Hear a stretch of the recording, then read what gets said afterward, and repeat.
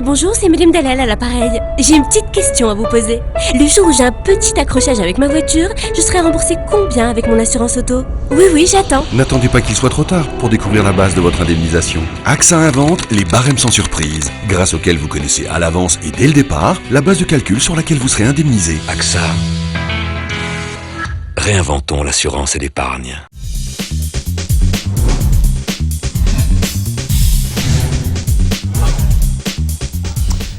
Bonsoir et bienvenue dans le journal de l'économie de ce mercredi 17 avril sur Chauffe TV.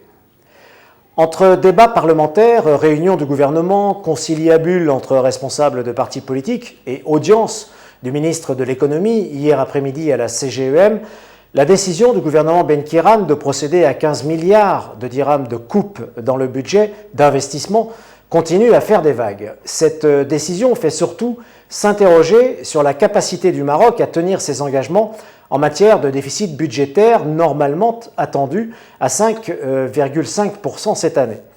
Alors même que tout indique que si de nouvelles mesures ne sont pas engagées sans tarder, ce déficit, et c'est d'ailleurs ce que craint la Banque centrale, sera plus élevé que prévu. Une aggravation qui mettrait en danger le Maroc vis-à-vis de ses partenaires et de ses bailleurs de fonds. Ces interrogations semblent d'autant plus justifiées que nos deux ministres, celui de l'économie et celui du budget, affirment ces jours-ci des positions notoirement contradictoires. Quand El Idrissi, au budget, affirme, je cite, qu'aucune mesure nouvelle n'est envisagée, alors même que le gouvernement aurait besoin non pas de 15 mais de 25 milliards de dirhams pour tenir ses engagements, Nizar Baraka, lui, le ministre de l'économie, annonce de nouvelles mesures destinées à conforter la maîtrise du déficit et de faire clairement allusion aux réformes attendues, mais toujours à l'étude, de la fiscalité, des retraites ou encore de la caisse de compensation. Ces réformes structurelles sont désormais urgentes. Or, rien ne semble devoir être décidé sur ces sujets avant la fin de cette année, sans doute avec l'examen du projet de loi de finances 2014.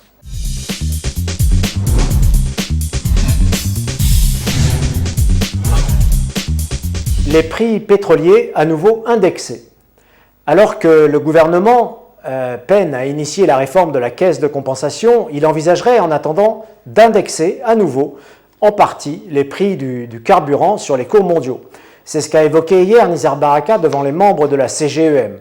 Abandonnée voici une dizaine d'années, cette mesure d'indexation consisterait à répercuter à la hausse ou à la baisse les variations des cours mondiaux du pétrole sur le prix de l'essence et du gazoil à la pompe. Rappelons qu'actuellement, le gouvernement fixe le prix public des carburants sans prendre en compte le prix de la matière première. La dernière augmentation l'an passé des prix à la pompe avait d'ailleurs suscité le mécontentement des automobilistes et des transporteurs sans régler en quoi que ce soit la question de la caisse de compensation.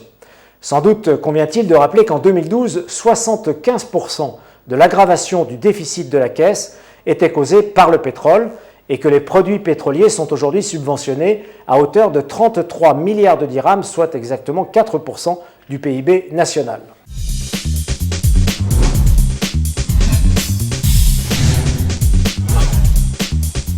Le ministre de la Santé à l'aide des pharmaciens.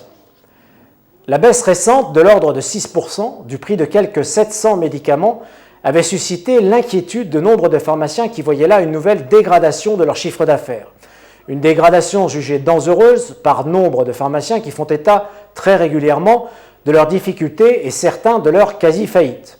Le ministère de la Santé envisage donc aujourd'hui, à titre de compensation, de faire passer la marge des pharmaciens de 30% à 33% pour les médicaments génériques et même à 34% pour les princeps.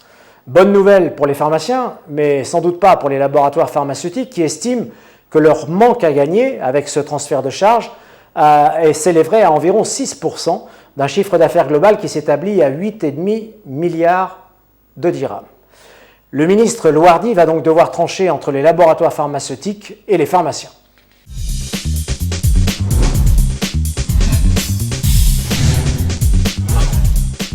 Des chiffres en trompe-l'œil pour le e-commerce. Les derniers chiffres publiés par le CMI, le Centre monétique interbancaire, laissent entrevoir une forte progression de l'activité du e-commerce au Maroc. Pour le seul premier trimestre, ce sont 219 millions de dirhams de transactions qui ont été enregistrées, soit une belle progression de 35% par rapport à 2012. Des transactions effectuées par un peu moins de 58 000 porteurs de cartes bancaires marocaines.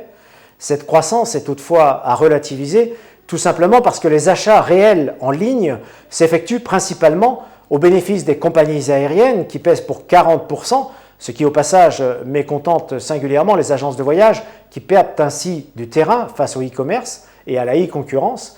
Les sites d'achat groupés montent également en puissance, ils représentent désormais 15% des opérations effectuées et près de 8% du montant global des achats. En réalité, la part la plus importante revient à ce que l'on appelle les grands facturiers, autrement dit les secteurs des télécoms, de l'eau et de l'électricité.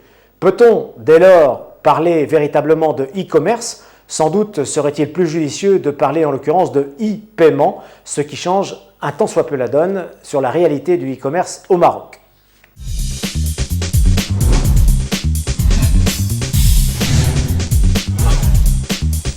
L'Égyptien Amer confirme ses intentions à Agadir. La tenue à Casa du Moroccan Tourism Investment Forum, organisée par la SMIT, a permis de confirmer les intentions du groupe égyptien Amer au Maroc. Ce dernier a en effet signé en début de semaine avec le ministère du Tourisme et la SMIT une convention portant sur la création d'une cité du tourisme à Tamaouzna, au nord d'Agadir. Ce projet, de 3 milliards de dirhams, qui devrait être achevé d'ici à 3 ans, comportera, outre un hôtel 5 étoiles, un vaste complexe d'animation et de loisirs autour d'un aquapark. Le groupe égyptien est un spécialiste de ce type de resort balnéaire destiné à une clientèle soucieuse d'animation.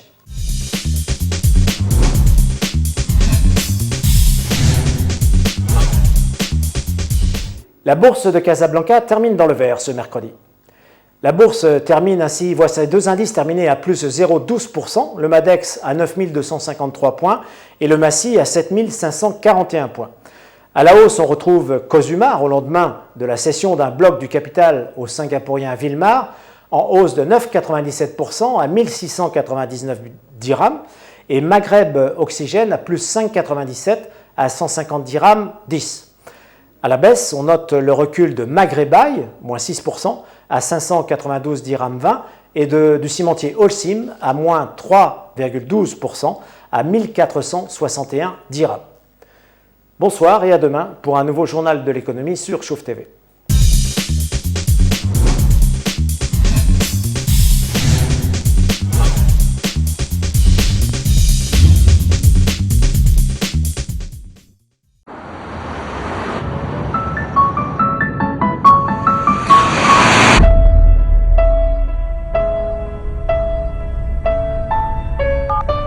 Oui, bonjour, c'est Madame Dalal à l'appareil. J'ai une petite question à vous poser.